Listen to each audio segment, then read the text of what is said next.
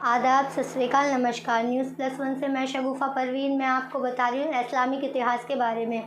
हज़रत मूसा मिस्र से चले। हज़रत मूसा की रगों में इसराइली खून था ही, इसलिए शुरू ही से वह इसराइलियों से लगाव रखते थे। उन पर जो जुल्म हो रहा था इसका गम उन्हें बराबर सताता रहता, लेकिन फिरौन जैसे डिक्टेटर के सामने चूक करना भी मुमकिन न था, इसलिए और भी गमगीन रहते।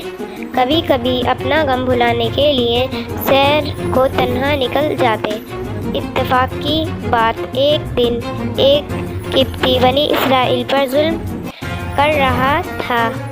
हज़रत मूसा ने उसे बहुत समझाया, लेकिन किप्ती ने कुछ ध्यान ही न दिया। हज़रत मूसा से बर्दाश्त न हुआ, उन्होंने उसके एक तमाचा जड़ दिया। तमाचा मारते ही वह किप्ती मर गया। जब हज़रत मूसा का गुस्सा ठंडा हुआ तो इस हरकत पर उन्हें बड़ी शर्मिंदगी महसूस हुई। फरमाया, यह काम तो शैतान का है, और फिर चले आए। दूसरे दिन फिर आदत के मुताबिक सैर को निकले। इस बार वही बनी इसराइल दूसरे से झगड़ रहा था। बनी इसराइल को हज़रत मूसा ने ज़ोर से छिड़काना और मामला रफा दफा करना चाहा। बनी इसराइल को पहले ही दिन हज़रत मूसा की भुजाओं की ताकत देख चुका था।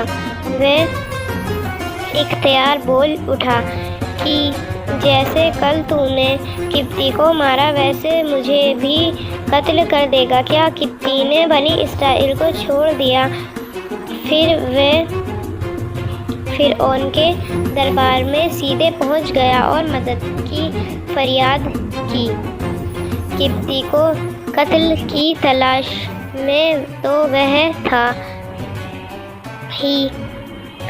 हज़रत मूसा के बारे में जब उसे मालूम हुआ कि उन्होंने कत्ल किया है तो और आग बबूला हो गया।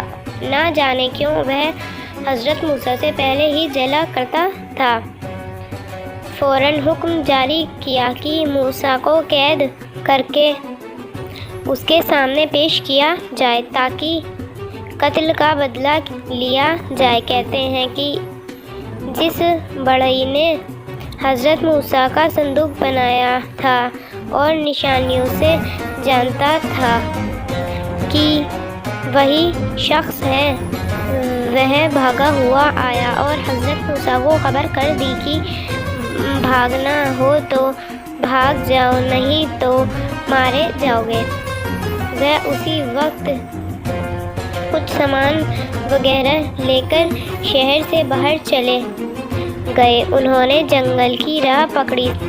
7 दिन तक पेड़ों के पत्ते खा खा कर दिन गुजारते रहे।